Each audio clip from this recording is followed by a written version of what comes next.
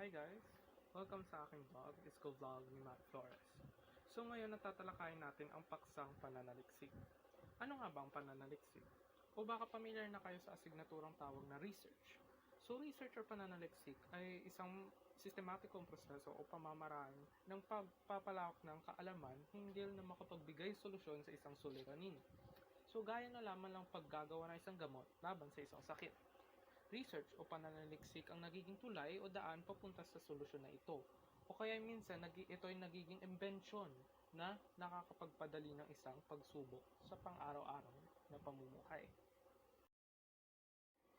Kaya't masasabi natin na ang pananaliksik ay napakahalaga sa ating mga buhay sapagkat hindi natin matatanggihan na ang buhay nga ay puno ng mga pagsubok at mga suliranin.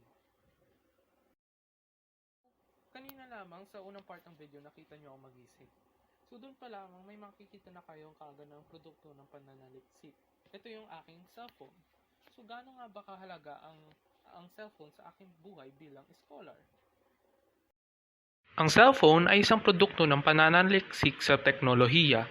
Ito ay napaka-importante sa larangan ng edukasyon lalo't na sa panahon ngayon sa pandemya. Dahil dito na-access ko ang aking sariling mga module at mga takdang gawain. Kasama na rin sa teknolohiya ang laptop pati na rin ang internet connection. Ang dalawa sa pinaka-essential sa pag-aaral ngayong pandemya upang mas mabigyang koneksyon at mapaglaan ng diskurso sa bawat mag-aaral at guro. Hindi lamang yung mga physical na material ng produkto ng pananaliksik ang nakakatulong sa aking pag-aaral.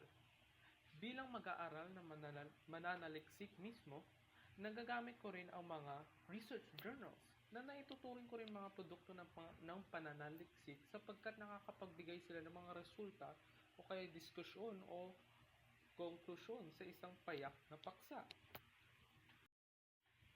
Kaya bilang pagpapahalaga sa mga produkto na ito at bilang respeto na rin sa mga lumikha nito, sinisigurado ko na naibabanggit ko ang kanilang mga gawa sa aking sanggunian kapag ako'y lumilikha ng sarili kong pananaliksik.